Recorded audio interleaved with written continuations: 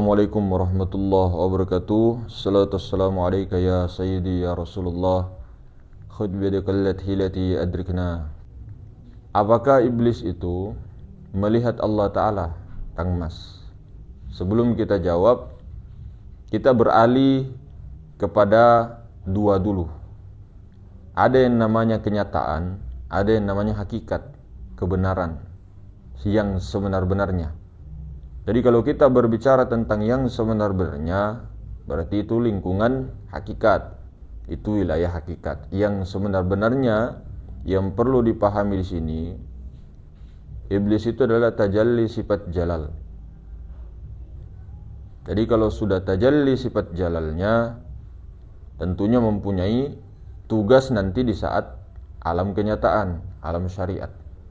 Ketika panggung sandiwara itu telah dimulai. Itu hakikatnya.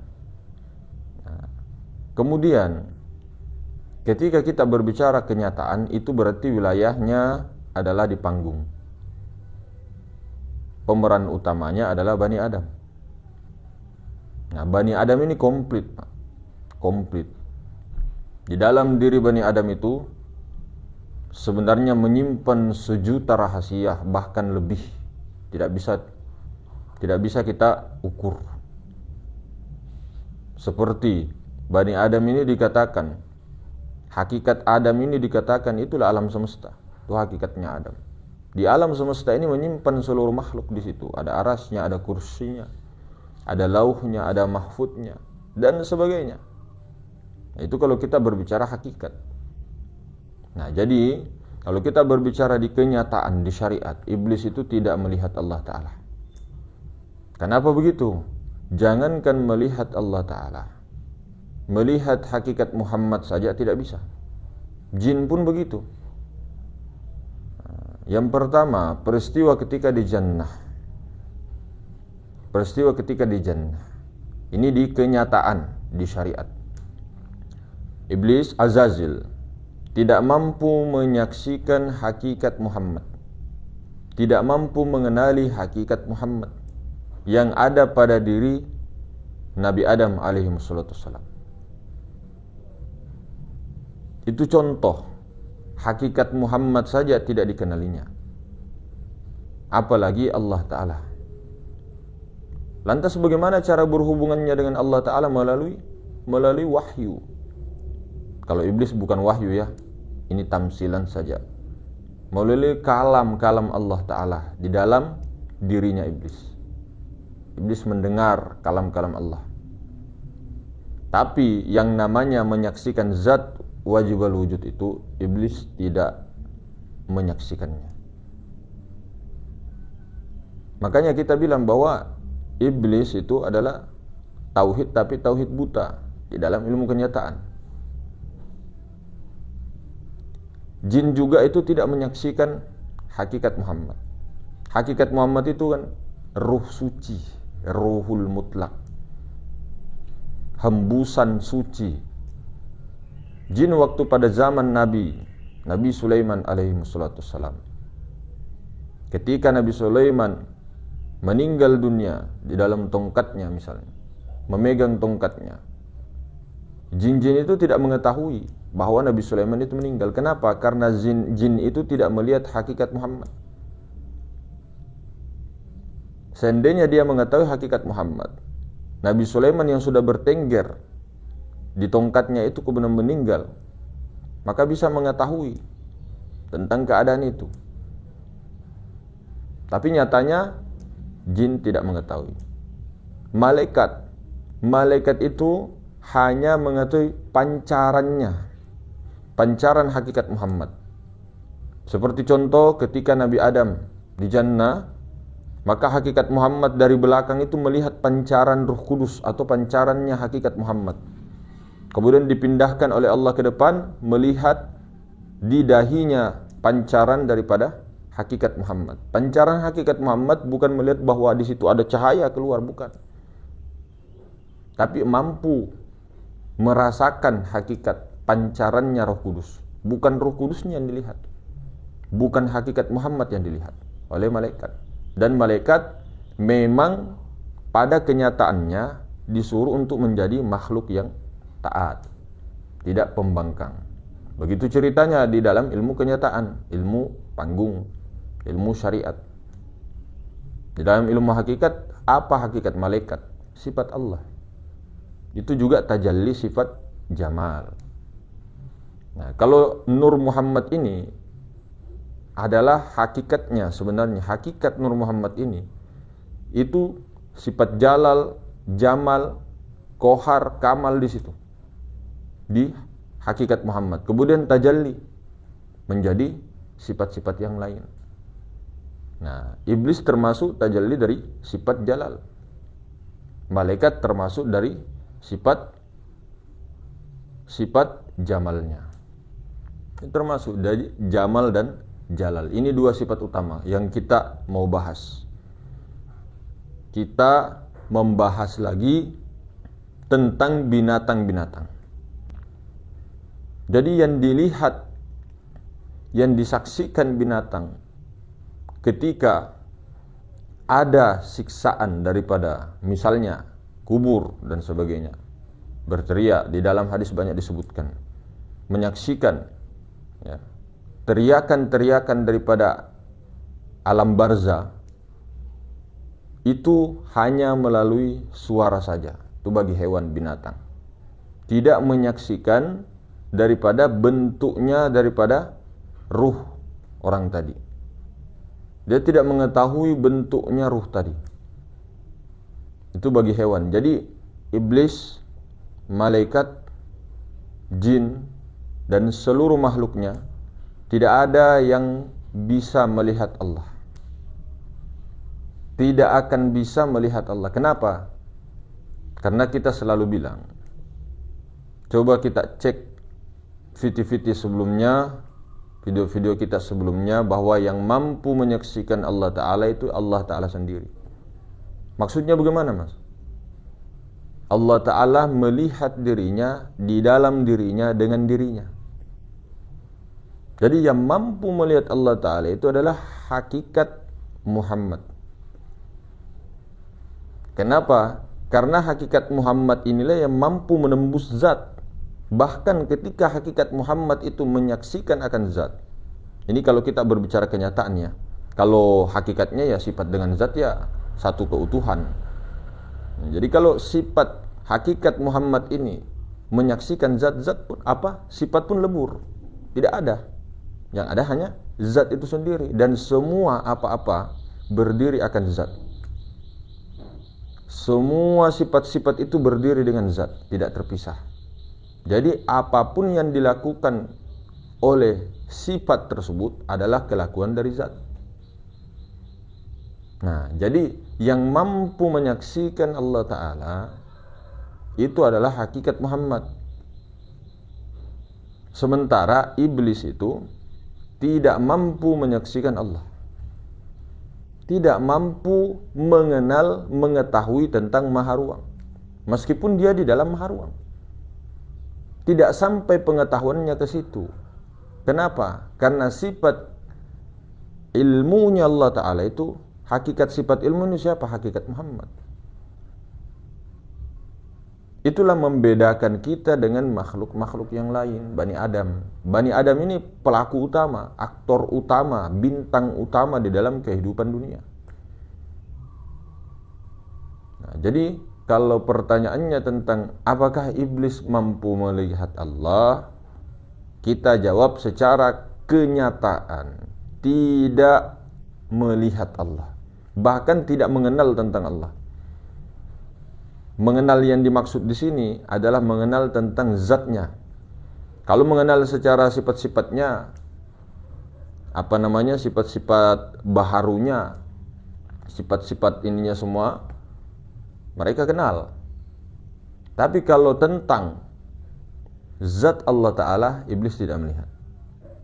Tidak akan mampu. Siapa yang mampu mengenal dan menyaksikan zat maha ruang itu, zat maha suci itu, kalau bukan sir, hakikat Muhammad saja. Makanya dikatakan daripada guru-guru kita, tidak ada yang bisa sampai kepada Allah kecuali hakikat Muhammad. Itulah yang dimaksud bahwa araftu rabbi bi rabbi. Aku mengenal Tuhanku dengan Tuhanku juga. Aku menyaksikan Tuhanku dengan penyaksiannya juga. Maksudnya penyaksiannya juga seolah-olah seperti kita melihat Allah. Tapi padahal bukan kita yang melihat Allah, tapi hakikat Muhammad itu sifatnya sendiri. Nah, kita perlu inikan dulu ya, bukan kita mengatakan bahwa hakikat Muhammad itu adalah Tuhan, bukan. Tapi itu adalah bagian darinya juga, ketunggalannya. Tapi hakikat Muhammad ini adalah sifat Allah, bukan sifat makhluk. Bukan juga kita mengatakan Nabi Muhammad SAW adalah Tuhan. Nabi Muhammad SAW adalah Allah. Itu salah besar. Salah besar. Kalau di sini tidak mengatakan seperti itu. Cuma memang ketika kita membahas tentang hakikat Muhammad, jangan juga kita pisahkan daripada tajalli-tajalli yang ada kepada Nabi Muhammad SAW. Bahkan seluruh alam semesta itu tajallinya Nur Muhammad. Jadi tidak bisa dipisahkan. Cuma memang ketika dibahas tentang tauhid begini dipisah dulu sementara, supaya dikira kita tidak menyembah atau menuhankan Rasulullah SAW. Namanya wasilah itu, Pak. Wasilah itu tidak ada yang dituhankan wasilah. Siapa yang menuhankan wasilah itu sama menyembah berhala. Namanya yang dituhankan itu adalah yang diwasilahi. Wasilah itu adalah penghubung, robito. Kalau tidak ada wasilah, siapa kita yang mau sampai langsung kepada Allah? Nah, itulah makanya dikatakan bahwa iblis, jin, hewan, semuanya malaikat tidak memiliki hati nurani. Hati nurani itu kan bukan berarti baiknya perbuatannya saja, buruknya perbuatannya, baiknya saja, bukan. Tapi hati nurani itu adalah kalam-kalam Allah ada di situ, yang murni. Nah, yang murni. Sementara yang didengar malaikat iblis adalah kalam-kalam Allah Ta'ala yang sudah tajalli, berupa firman-firman secara masing-masing mereka yang mengerti bahasanya. Nah, bedanya itu. Jadi yang memiliki hati nurani hanya manusia. Hanya manusia. Jadi setelah kita, Bani Adam, dilimpahkan ke dunia untuk suatu tugas, yaitu ma'rifatullah, kemudian setelah ma'rifat sudah otomatis memuji dan sebagainya.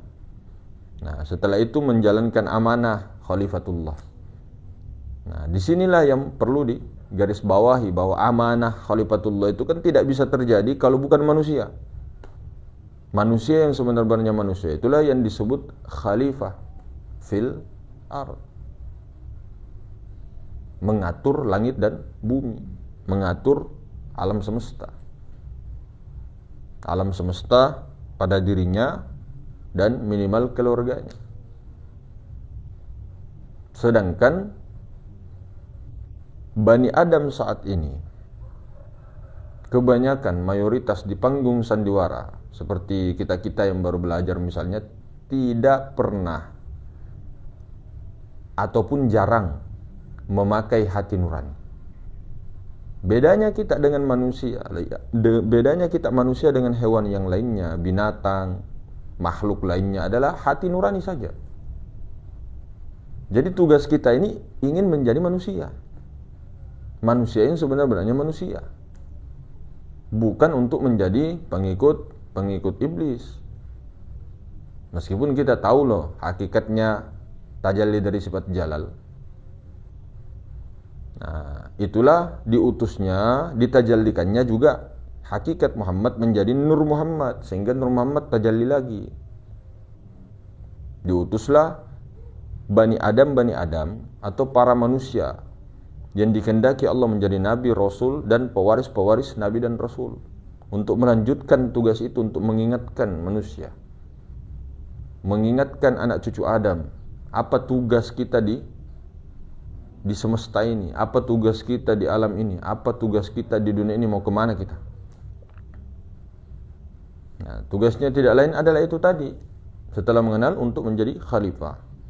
khalifatullah.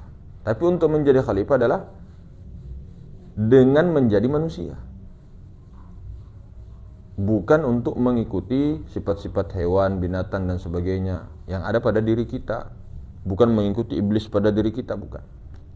Maka ditugaskanlah pembantu Bani Adam, yaitu malaikat. Di dalam diri anak Adam itu ada khatir malakati, kalam-kalam malaikat, suara pertama, ilham namanya. Itu tugasnya juga adalah untuk membantu Bani Adam di dalam ketakwaan. Nah, selain itu, proses yang panjang akan dialami dari kita. Dialami proses lika-liku kehidupan, itu sudah pasti. Kanan kiri, atas bawah, depan belakang, kalau kita mau bahasakan lika-likunya. Nah, tapi bukan itu yang faktor utama. Jadi bagaimana kita ini belajar menjadi manusia yang sebenarnya manusia yang mengikuti hati nurani.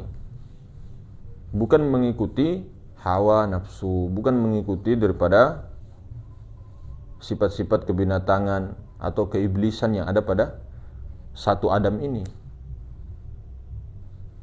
Nah, jadi itu kembali kepada topik utama tadi. Apakah iblis mengenal dan melihat Allah? Yang dimaksud saudara kita ini zatnya. Melihat tidak, mengenal tidak, maha ruang tidak. Tidak bisa. Karena kenapa? Yang mengenal maha ruang itu hanya hakikat Muhammad. Seandainya tidak ada hakikat Muhammad pada diri, mana bisa menyaksikan maha suci? Mana bisa mengenal maha suci? Tidak bisa. Karena adanya rasa sejati itu sehingga kita bisa menyadari tentang ma'rifat, tentang pengenalan kepada zat yang bikulli syai'in muhit, zat yang meliputi segala sesuatu. Nah, itu poin utamanya. Jadi selalu kita mengatakan ulang-ulang bahwa yang mengenal maha ruang, hakikat Muhammad sendiri yang mengenalnya. Cuma Muhammad Rasulullah yang mengenal, menyaksikan dan akan sampai kepada Allah. Karena itu yang paling dekat, secara dimensi pun paling dekat, dan secara hakikat pun tidak lain daripada sifat Allah. Nah, sifat Allah ini adalah kelakuan daripada Allah Ta'ala, kelakuan dari zat, tidak bisa berpisah. Nah, disinilah, di alam syahadah inilah pembuktian. Nah, pembuktian kalau betul-betul sebelum ajal itu mampu melaksanakan amanah tadi, amanah kita, tugas kita di dunia, pasti pulang. Pulangnya kemana, mas? Bukannya Allah Ta'ala meliputi segala sesuatu. Nah, itulah makanya pulang ini, bahasa pulang itu ya sekarang, bukan setelah meninggal. Kalau kita sudah pulang sekarang, memulangkan semua amanah dan sudah pulang sekarang, inna lillahi wa inna ilaihi raji'un, apalagi yang mau dipulangkan nanti? Mau pulang kemana lagi nanti? Pulang kemana? Melepaskan jasad kita, terus jiwa kita tidak ada lagi, lebur, kita kembali kepada Maha Suci tanpa membawa jasad? Tidak. Tetap akan menyaksikannya nanti.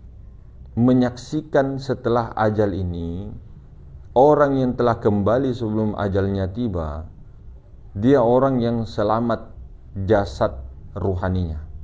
Orang yang selamat jasad ruhaninya maksudnya adalah orang yang telah diliputi oleh hakikat Muhammad itu sendiri, sehingga orang itu tidak bertubuh jasmani rohani, tapi tubuhnya jasmani rohaninya tidak ditinggalkan, dibawa oleh hakikat Muhammad. Di mana? Di sini-sini juga, bos. Dan orang itu bebas mau kemana saja, mau kemana. Nah, di sini-sini juga kita tekankan, di sini-sini juga. Cuma memang alamnya beda karena kita ini semua di dalam cermin. Seandainya dibuka tabir cermin ini, di dalam maha ruang ini kelihatan semua, Pak. Kelihatan semua para nabi, para rasul, semua kelihatan. Cuma karena kita ini dinding tebal, ada dinding tebal, dan Allah tidak bukakan futuhatul asroriyah, tidak bisa. Tapi kadang memang orang-orang yang telah kembali, yang kekasih Allah ya, yang sebetul-betulnya manusia, itu bisa hadir, menampakkan kembali daripada dirinya. Bagaimana cara menampakkannya? Otomatis hakikat Muhammad, Roh Kudus tadi yang meliputi jasmani rohaninya itu dimasukkan kembali, dileburkan kembali, sehingga bisa kelihatan jasadnya kembali.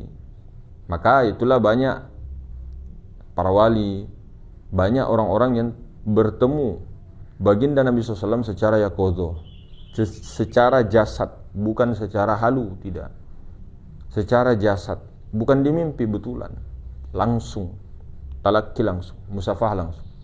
Itu para sultan-sultan aulia, itu para wali-wali Allah. Kalau bagi orang yang tidak terima dengan itu, silakan. Jadi sebenarnya kembali itu kembali kemana? Semua orang ini sudah di dalamnya Allah Ta'ala, mau kembali kemana? Apakah yang dimaksud kembali adalah jasmani kita kembali ke 4 unsur, kemudian rohani kita melayang-layang di maha ruang, terus kita tidak ada lagi kesadaran? Tidak. Itu kalau di sini. Di Thariqatul Muhammadiyah tidak berpaham begitu. Kalaupun ada berpaham lain, silakan. Tidak begitu kalau di sini. Nah, sekali penciptaan itu terjadi, Allah kekalkan rohani. Allah kekalkan rohani. Yang dimaksud kembali itu sekarang. Nah, kalau sudah kembali sekarang, dia bebas setelah ajalnya itu. Ya, semua orang kembali kepada Allah, selalu diulang. Tapi kembalinya dengan nikmat ataukah dengan tidak nikmat. Kalau kembali dengan nikmat dan penuh kebebasan, ya seperti itulah macam kekasih-kekasih Allah. Tetap membawa jasadnya, rohaninya, dan sepuasnya mau kemana saja, mau kemana, mau terbang, mau apa dan sebagainya. Kita sudah jawab pertanyaan daripada saudara kita yang unik ini tentang penyaksian. Apakah iblis menyaksikan Allah, mengenal maha ruang, maksudnya menyaksikan maha ruang? Tidak. Iblis memang ada di dalam maha ruang, semuanya ada di dalamnya Allah, meliputi, tapi dia tidak sampai menyaksikannya. Tidak tahu. Karena kenapa? Sir. Tidak ada sirnya. Sir itu yang mampu menyaksikan maha ruang, mengenal tentang maha ruang. Selain sir tidak bisa. Kita bisa kelihatan seolah-olah bisa mengenal maha ruang, menyaksikan maha ruang, merasakan maha ruang, menyadari maha ruang, karena ada sir. Coba tidak ada, tidak bisa. Sir itu ruh sejati, hakikat Muhammadiyah. Nah, jadi seperti itu hadirin semuanya. Nanti pulang kepada diri masing-masing hadirinnya. Mudah-mudahan kita semua tetap di dalam liputan rahmatnya Allah Ta'ala. Seperti itu. Subhanakallahumma bihamdik, asyhadu an la ilaha illa anta astaghfiruka wa atubu ilaik. Assalamualaikum warahmatullahi wabarakatuh.